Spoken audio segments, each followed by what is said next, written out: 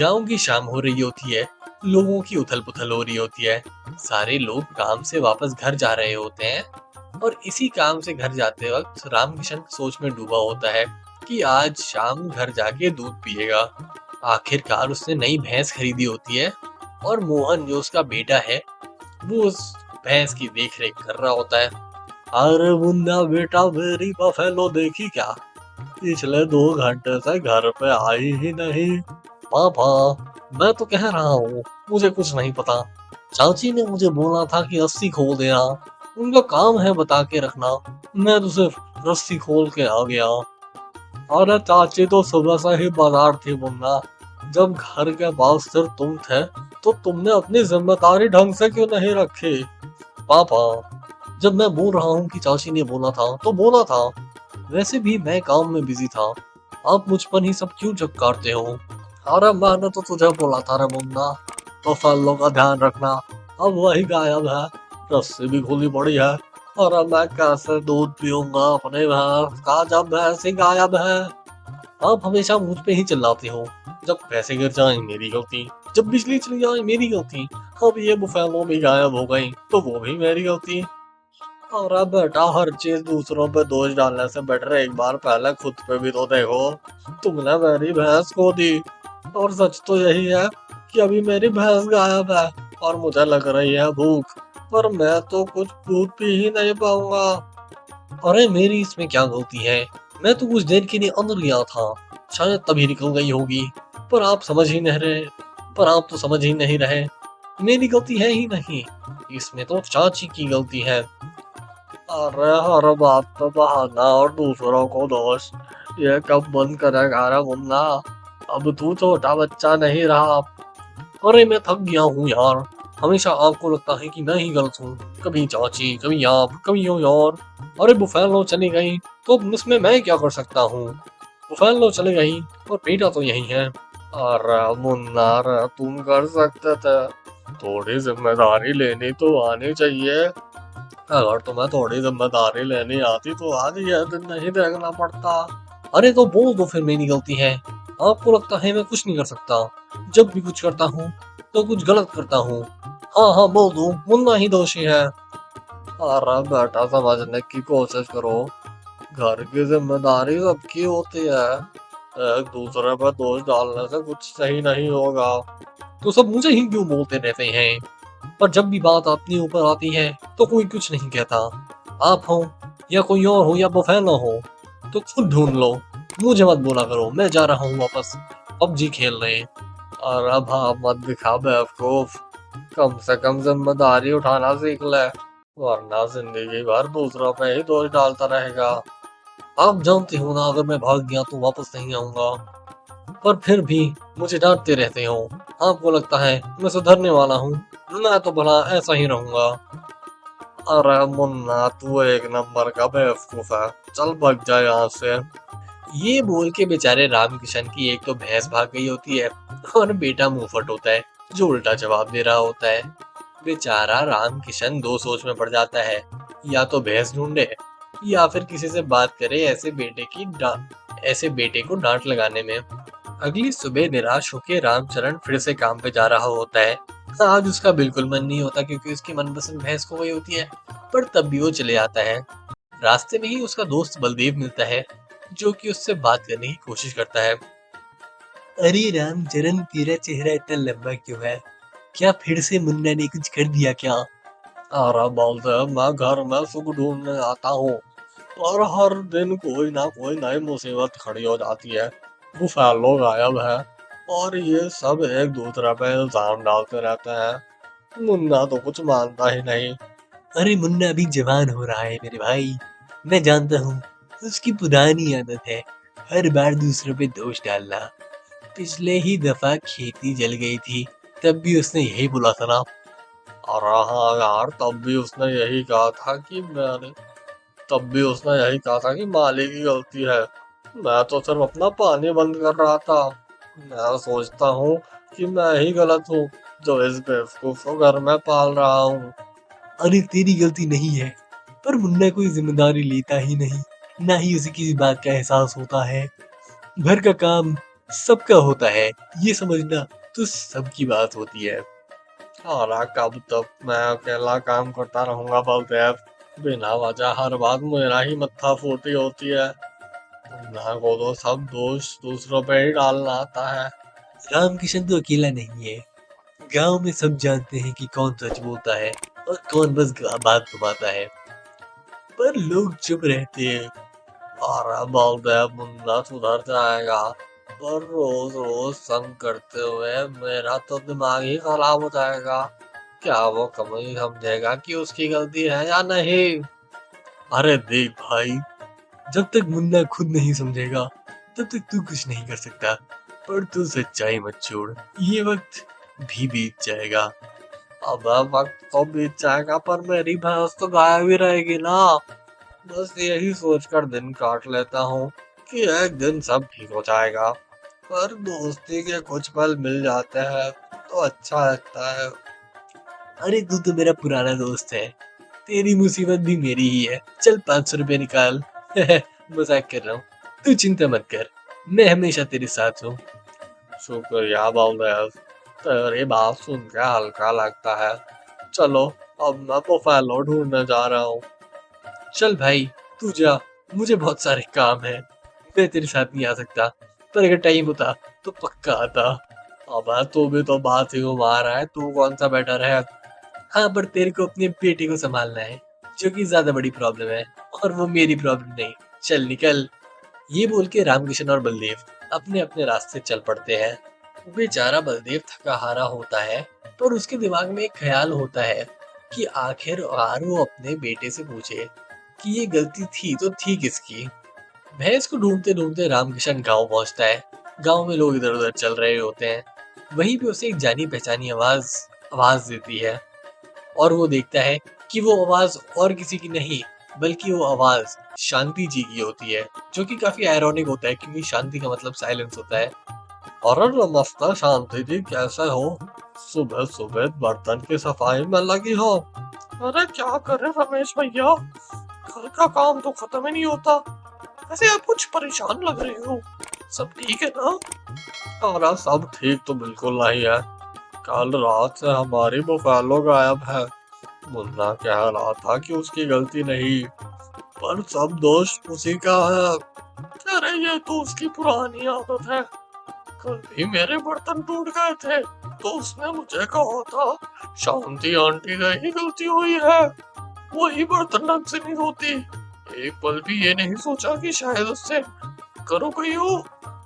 और अब मुझे तो लगता है मुन्ना कुछ समझता ही नहीं, हर बात पर दोष दूसरों पर डाल देता है। घर वालों की तो बात अलग, दूसरों पर भी दोष डालने से पहले 2 बार नहीं सोचता। आपने बिल्कुल सही कहा।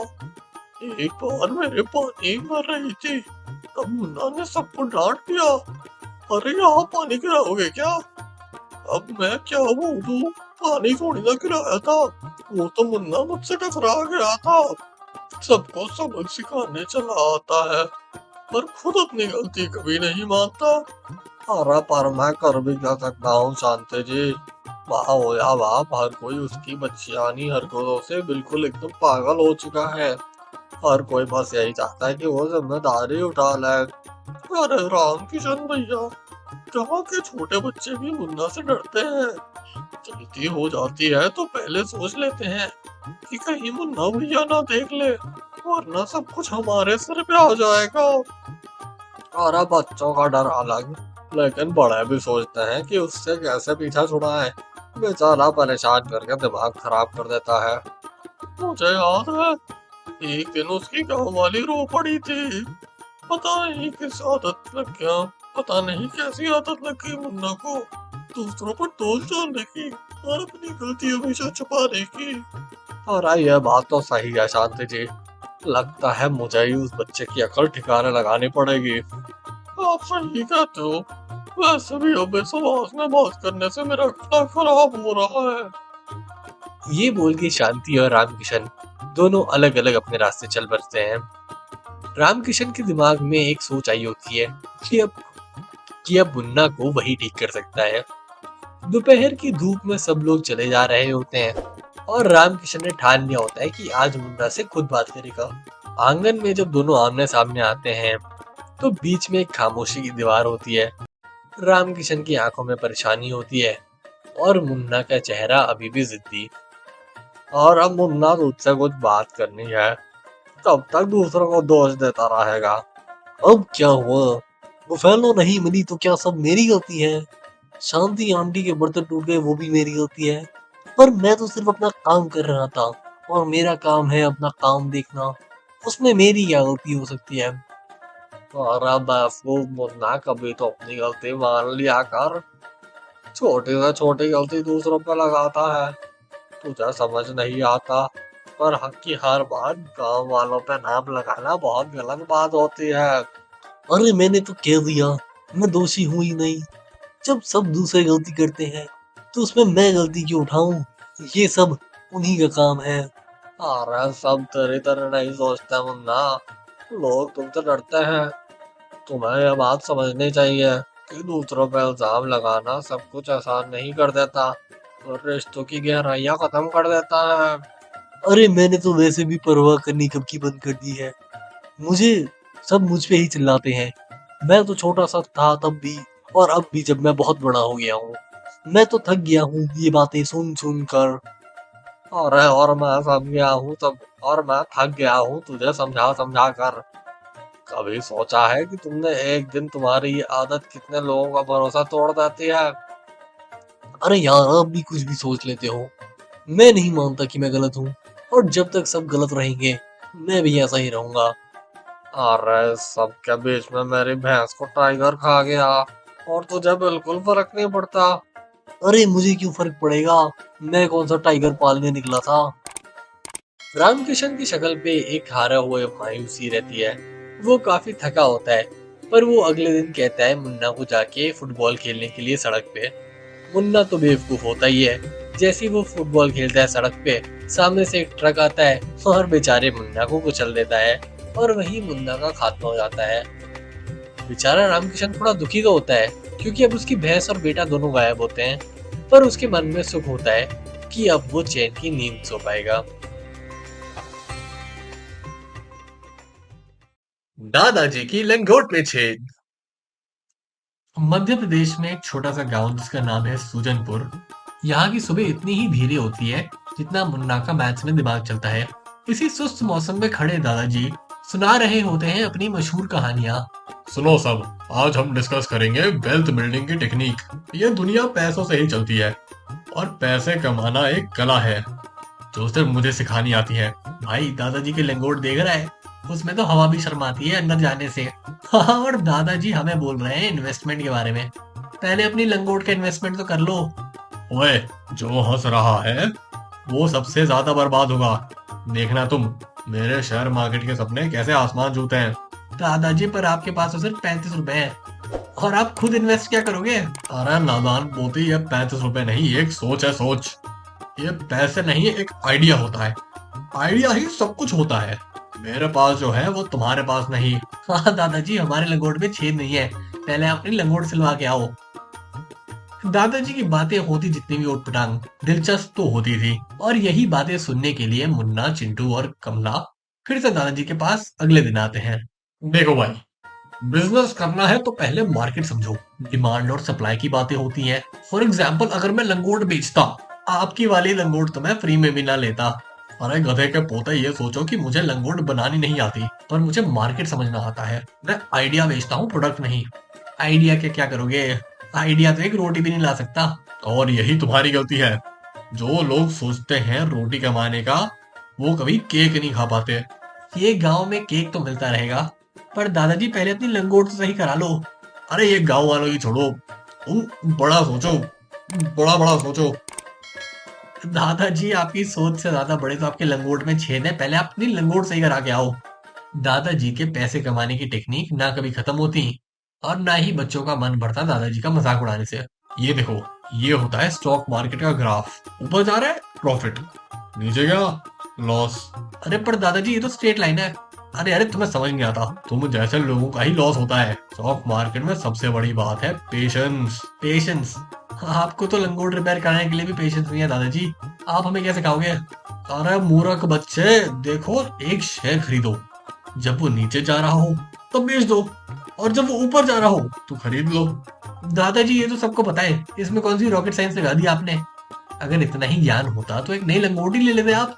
पता है, पर कौन कर रहा है ये? मैं ये बोल रहा हूँ कि तुम इमोशनल मत बनो। स्टॉक मार्केट पे दिल नहीं, दिमाग लगाओ। दादाजी आपके पास स्टॉक्स है? अभी नहीं है, पर मेरा एक प्लान है। हाँ, प्लान तो सबके पास होता है दादाजी। प्लान तो दादाजी आपकी लंगोट में भी है, वो भी मल्टीपल होल्स के साथ। दादाजी आत्महत्या करने से पहले एक आखिरी बार बच्चों से मिलते हुए, जाने दो, हंसी मजाक उड़ाओ जितना भी बोलना है तुम्हें। एक दिन तुम सब देखोगे कि दादाजी का आइडिया सबसे बड़ा था। पर दादाजी आप सीरियसली पहले अपनी लंगोट ठीक करवा लो। सब कुछ इंस्पिरेशनल नहीं होता, थोड़ा प्रैक्टिकलिटी भी चाहिए होती है जिंदगी में। अरे प्रैक्टिकल लोग हमेशा एवरेज ही रहते हैं। जीनियस तो वो होता है जो दुनिया को अलग नजरिए से देखता है। मेरे लंगोट के होल्स भी एक मेटाफर है। मेटाफर यानी मुहावरा? किस चीज का दादाजी? मुहावरा फॉर अपॉर्चुनिटी।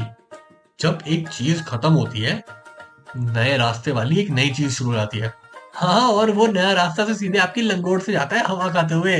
तुम लोग नहीं समझोगे, पर देखना एक दिन तुम्हारे पास भी 35 रुपए होंगे, और तब तुम मेरे पास ही ज्ञान लेने आओगे। तो दादाजी अगर मेरे पास 35 रुपए हुए कभी, तो मैं सबसे पहले आपको दान कर दूंगा, ताकि आप उन 35 रुपए की एक नई लंगोट ले पाओ। बस बहुत हो गई तुम्हारी लंगोट की हंसी मजाक। मेरे अंतिम पत्र में तुम तीनों का नाम सबसे ऊपर होगा।